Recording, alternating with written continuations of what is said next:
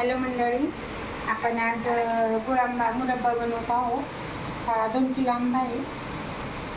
तोतापुरी आंबा घेतलेला आहे आपण. आणि हे बघा किसून झाले आहे. 2 किलो आहे. 4 मोठे मोठे कैरे आलेले होते ह्या, तरी आपण किसून घेतलेले. आणि आता आपण कढईमध्ये तूप टाकू आणि वरून कढईला लावून घेऊ आपण तूप थोडं, म्हणजे लागणार नाही खाली.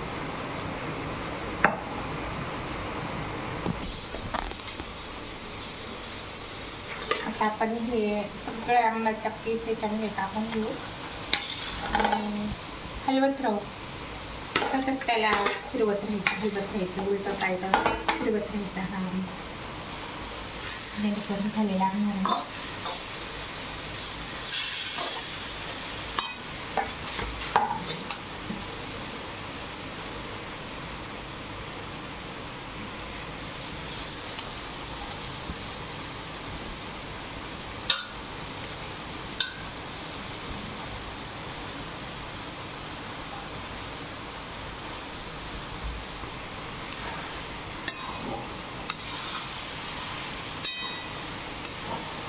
आता आपल्याला साखर टाकून घेऊ आपण याच्यामध्ये. थोडा आपण याला वाफवून घेऊ आणि त्याच्यानंतर त्याच्यामध्ये आपण साखर टाकू.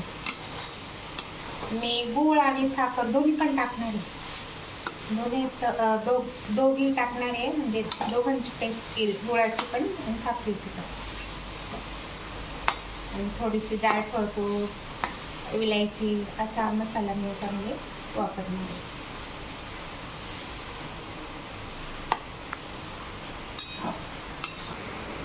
आपण हे ना साखर टाकून घेऊ याच्यामध्ये. हे बघा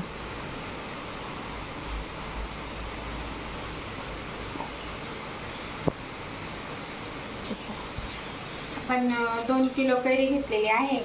तर मग 2 किलो, मग त्याच्यामध्ये कोया आणि वरचे साल निघून गेले. मग आपण 1.5 किलो धरायचे. समज 1.5 किलो हा किसून झाले असं.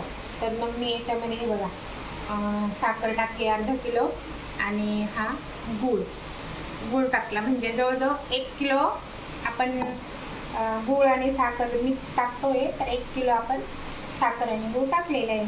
तर बघू आपण, व्हायला पाहिजे याच्यात गोड आणि कमी अधिक टेस्ट. गोड आपल्या चवीवर आहे, आपल्याला किती गोड पाहिजे, किती गोड करायचं.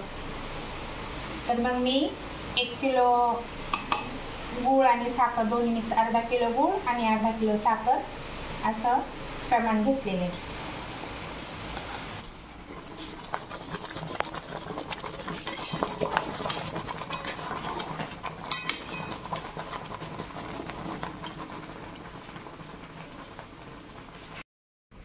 हे बघा आपण आता याच्यामध्ये विलायची घालतोय. हे बघा सुंठ पावडर आणि विलायची.